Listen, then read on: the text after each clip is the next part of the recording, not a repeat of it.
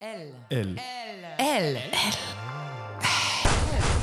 fout la tech! Aujourd'hui, nous allons parler de création visuelle et d'IA avec cette première question. Et si une idée pouvait se transformer en image en un clin d'œil? On sait que 85% des informations que nous retenons sont visuelles. Alors, pourquoi ne pas rendre l'innovation visible dès le stade de l'idée? Dans cet épisode, je vous partage le parcours inspirant de Jeanne Lepayet, une entrepreneure qui allie art et technologie pour révolutionner la façon dont on donne vie aux idées. Passionnée de dessin depuis toute petite et poussée par des parents artistes, elle rêve de devenir chercheuse et choisit la science comme domaine d'études avec un cursus d'ingénieur en biotechnologie puis un doctorat. En 2023, elle crée Being Dream, une solution mêlant dessin et intelligence artificielle. Sa mission, permettre à chacun de visualiser ses idées et de les partager facilement avec notamment des bureaux d'études, des industriels ou des équipes produits. Elle montre de cette façon qu'on peut entreprendre dans la tech tout en suivant sa passion créative, un projet qui lui ressemble à 100%. Bonjour Jeanne, ravie vraiment de t'accueillir dans Elles font la tech. Salut Sandrine, merci beaucoup de m'inviter. Alors, ma première question pour toi, tu as choisi la voie scientifique alors que tu étais une passionnée de dessin. À quel moment as-tu compris que tu n'avais pas à choisir entre ces deux univers ? Je pense que j'ai plutôt la question ce serait plutôt à quel moment j'ai compris que les deux univers étaient séparés.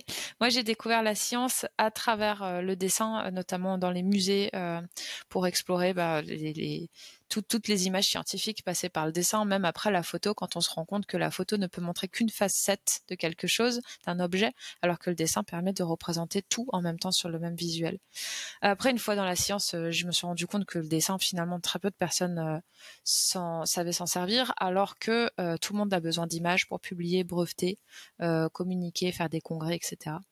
Et puis c'est comme ça qu'est né le projet Being Dream, c'est comment je donne aux autres la possibilité de visualiser ce qu'ils ont en tête, parce que c'est en visualisant ce qu'on a en tête qu'on peut maturer ses idées, trouver des solutions qu'on n'avait pas vues ou découvrir des problèmes qu'on n'avait pas non plus visualisés. Merci à toi. Alors, tes héros quand tu étais petite fille, c'était Rahan ou Indiana Jones. À ta manière, tu déconstruis sérieusement les stéréotypes du profil type d'un ou d'une entrepreneur de la tech. Est-ce que tu penses que cela peut aider les femmes à se projeter dans les métiers de la tech ? En plus, on peut parler particulièrement des femmes en France ou en Europe, parce que finalement, dans d'autres pays, il y a énormément de femmes dans les métiers tech. Donc, je pense que c'est principalement sociétal et éducationnel comme sujet. Et à mon avis, notre action à chacun d'entre nous, qu'on soit femme, homme ou autre, c'est de s'appliquer à déconstruire les codes. On parle de code en informatique ou de code en génétique. Moi, j'aime bien justement casser un peu les codes. Et c'est ça qui va permettre aussi d'ouvrir le champ des possibles sur la diversité, à la fois des profils et des idées. Et alors, avec tout ça, quel est ton conseil pour que les étudiantes et les femmes s'emparent de la tech pour innover, pour créer, pour inventer, mêler les univers, les environnements ? Je pense qu'il faut vraiment voir la tech comme un super outil qui peut permettre de faire énormément de choses. C'est un sous-domaine de la science, mais c'est un très très vaste domaine. Et à mon avis, il faut juste pas trop se poser de questions. Moi, j'ai choisi mes études, mes métiers et ce que je fais aujourd'hui en toujours choisissant ce qui me plaisait le plus à faire. Donc oui, je me projetais vers quelque chose ou une activité que j'avais envie de faire, mais c'était très vague finalement. Je voulais être chercheuse, je fais une sorte de recherche aujourd'hui aussi. Mais surtout, choisir ce qui nous plaît d'abord, c'est là qu'on s'éclate le plus et donc c'est là où on fait le plus d'étincelles par la suite. Donc je pense que c'est le meilleur moyen de prendre en main la tech, c'est de s'éclater dedans.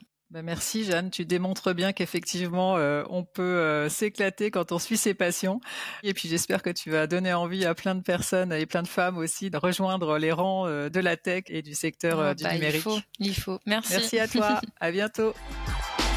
Trench Tech, esprit critique pour Tech Éthique.